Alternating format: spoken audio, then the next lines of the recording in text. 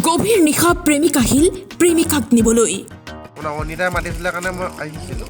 এখন বিলাসী বাহন আৰু লগত আছিল দুই বন্ধু। মই আপোনাৰ 3জন আহিছিলোঁ, বাকী এজন আছে আপোনাৰ।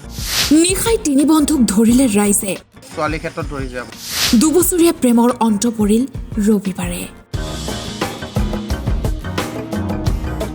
প্ৰেমিকাই ঠিকনা দিলে আৰু সেইমতেই গভীৰ নিশাই প্ৰেমিক ৰিণ্টু গগৈ আহিল প্ৰেমিকাক নিবলৈ।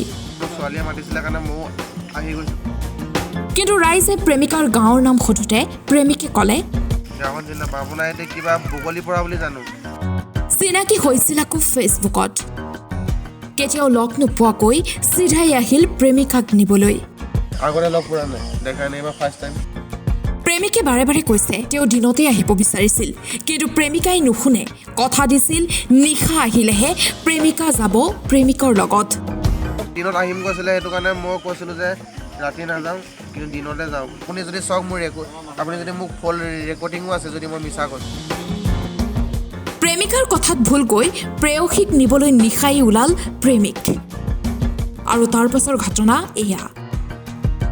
আগতে লগ পোৱা নাই, দেখা নাই, এইবাৰ ফাৰ্ষ্ট টাইম। এনেই মোবাইল চলালে পাওঁ আপোনাৰ হোৱাটছআপ অনলাইন।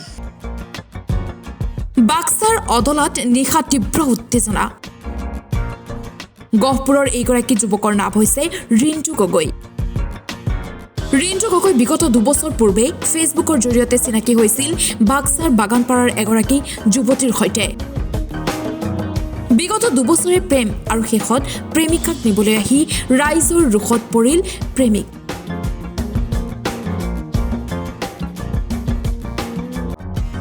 আৰু অৱশেষত ৰাইজে লপাথপা দি আৰক্ষীক গতাই দিলে গভীৰ প্ৰেমিকক। প্ৰেমিকাক নিবলৈ আহি এনেদৰে প্ৰেমিকৰ লতিঘটি হোৱা ঘটনাই এতিয়া সৰব চৰ্চা লাভ কৰিছে বাক্সাৰ বাগানপাৰাত। ক'ত আহিছিল? আপোনাৰ এইখন গাঁও। কোন গাঁও? গাঁওখনৰ নাম গাঁওটো মই ইমান চিনি নাপাওঁ। কিয় আহিছিলে? আপোনাৰ অনিতাই মাতিছিলে কাৰণে মই আহিছিলোঁ। অনিতা কোন হয় আপোনাৰ? অনিতা মই ভাল পাওঁ ছোৱালীজনী। আপুনি গাঁওখন চিনি নাপায়? গাঁওখন চিনি নাপাওঁ, আপোনাৰ এতিয়া কিবা বগলী পৰা বুলি জানো। বগলীপাৰা। ইয়াত এই কি হ'ল আপোনাৰ? ইয়াত আহি আপোনাৰ সেই গাঁৱৰ ৰাইজে মোক ঘেৰাও কৰিলে। কিয় কৰিলে? কিয় মানে আজি মানে কি এইটো আজি মোৰ মানে এটা প্ৰব্লেমৰ কাৰণে। কি প্ৰব্লেম হৈছে? কাৰণ সেই ডিচিশ্যনটো আপোনাৰ কি ক'ব, কি হৈছিলে? ৰাইজৰ আজি মই সাৰথি হৈছোঁ, সেই সাৰথি মতে মোক আজি ধৰিছে। মই এইটো কাৰণে ছোৱালীৰ ক্ষেত্ৰত ধৰিছে আপোনাৰ। ছোৱালী কি হৈছে?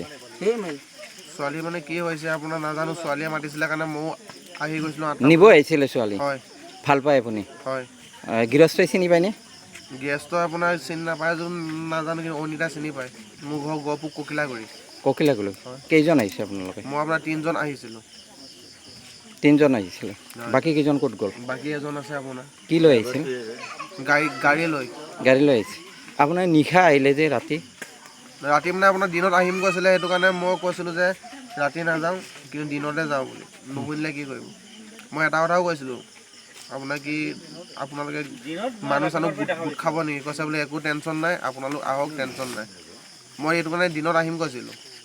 কোনে মাতিছিলে? অনিতাই। সেইটো কাৰণে দিনত আপুনি যদি চাওক মোৰ আপুনি যদি মোক ফল ৰেকৰ্ডিঙো আছে যদি মই মিছা কৈছোঁ। কি নাম আপোনাৰ? মোৰ নামটো ৰিণ্টু গগৈ। মই আপোনাৰ ঘৰতে কাম বন কৰিয়ে থাকোঁ। মোৰ চিনাকি আপোনাৰ 2 years 2 বছৰ। যোগাযোগ মোৰ মাৰ লগত কথা পাতে অনিতাই। ঘৰৰ মানুহে পাতিছে নেকি? হয় পাতিছে, মোৰ মায়ে অনিতাৰ লগত কথা পাতিছে। নিব মাতিছে আপোনাক? হয়।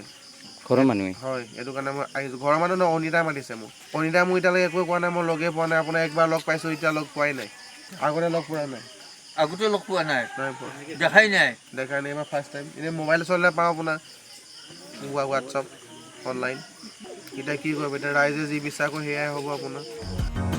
আৰু এইজন যুৱকৰ প্ৰেম কাহিনীয়ে পুনৰবাৰ ফেচবুক প্ৰেমৰ ভয়ংকৰ দিশটো দেখুৱাই দিলে। বাক্সাৰ পৰা নন্দ বুঢ়াথুকিৰ ছেত্ৰীৰ ৰিপৰ্ট, টাইম 8।